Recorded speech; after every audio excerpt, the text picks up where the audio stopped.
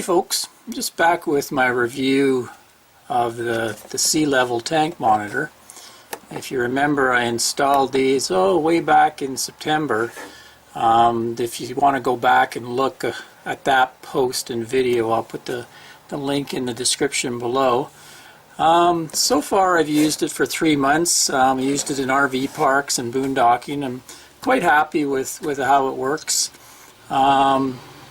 Good quality panel here. The switches feel good. As far as the pump and the water heater switch, they've worked good. I like the battery readout. That's been really handy just for a quick check of the state of the batteries. What I found is when they go down or up, they don't jump 1 percentage point at a time. The fresh water jumps at 4 percentage points and the gray jumps at 5 percentage points. So I'm getting, 25 steps, different levels with my fresh, and 20 with the gray, gallium black. I'll just show you why. Well, first I'll give you a demo of it in action, then I'll show you why.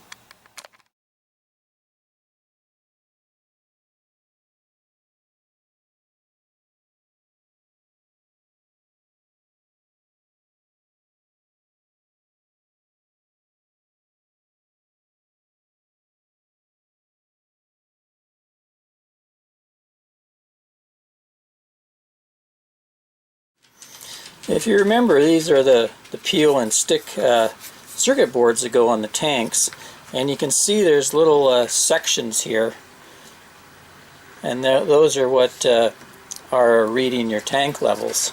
Also, if you remember, I had a big goof up on mine. I ordered the wrong sensor strips, and I ended up finding out my tanks are very shallow. They're long and they're wide, but they're very shallow as far as depth. So I ended up cutting them right down and ended up with only 3 segments.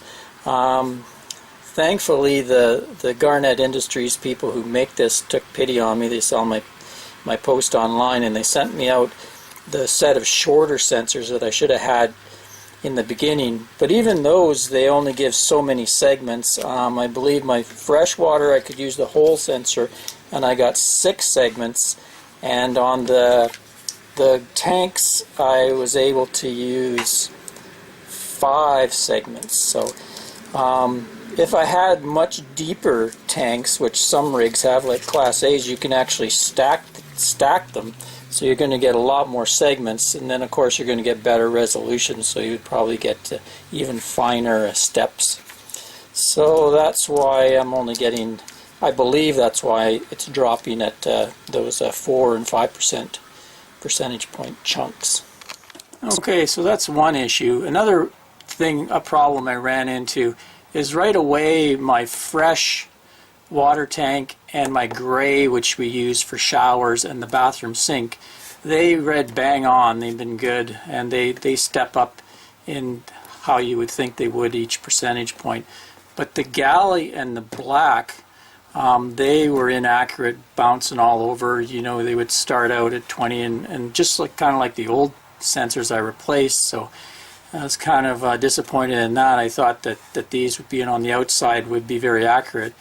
But reading up in the manual, they said that in older RVs, they've had occasion where the RVs are older, like ours, we've used them for six years now, they can build up a film on the tank walls, and if it gets to be 1/4 or 1/2 inch, it can even these sensors won't read. So I believe that's what's been going on.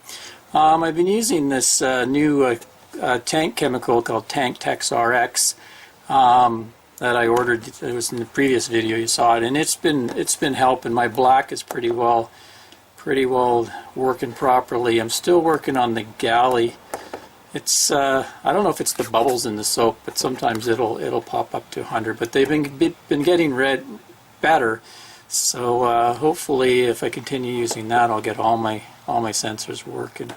I'm not as worried about the black. I can tell by the toilet sound, but my biggest one is fresh, which is going to be great for boondocking rather than dropping at a 2/3, third, you know, empty levels. I'll have a nice percentage point dropping in 4 percentage point steps, so we'll really know how much time we have before we need water or we got to leave.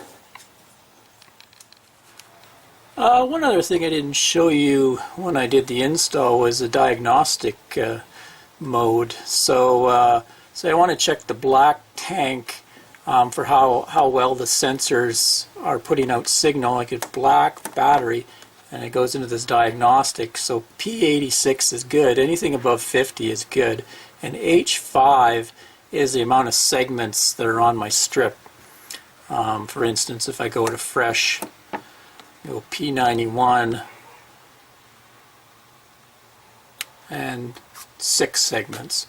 So that's pretty cool. You can see how well your sensors are working, and that helps when you're doing the install. When you're placing the sensor, you can try to figure out the best signal.